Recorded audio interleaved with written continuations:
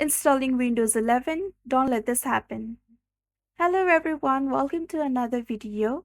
In this video, we will be discussing about the things not to let happen before installing Windows 11.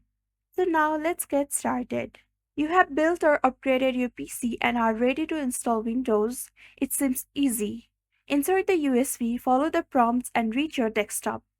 However, issue may arise even with an automated process, so let's address those issues. To install Windows 11 without unwanted software, select English and United States.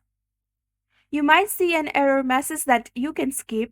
After reaching the desktop, change your country setting for proper Microsoft Store functionality. If the installer doesn't recognize your drives, download the necessary storage driver from the manufacturer's website. You can add this to your installation USB or use another USB. Now, click Load Driver from the prompts and your drives should show up. It's wise to disconnect extra drives before installation to avoid selecting the wrong one. Windows may install files which could cause issues if that drive is later removed. So after these steps, you may face problems since the Windows 11 installer requires an internet connection.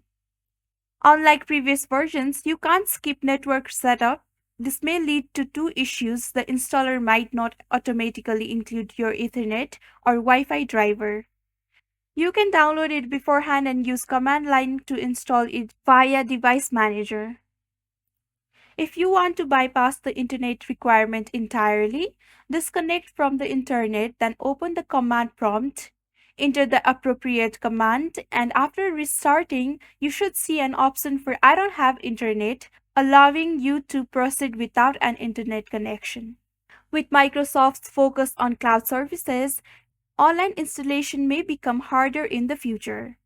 So these are some of the tips before installing Windows 11.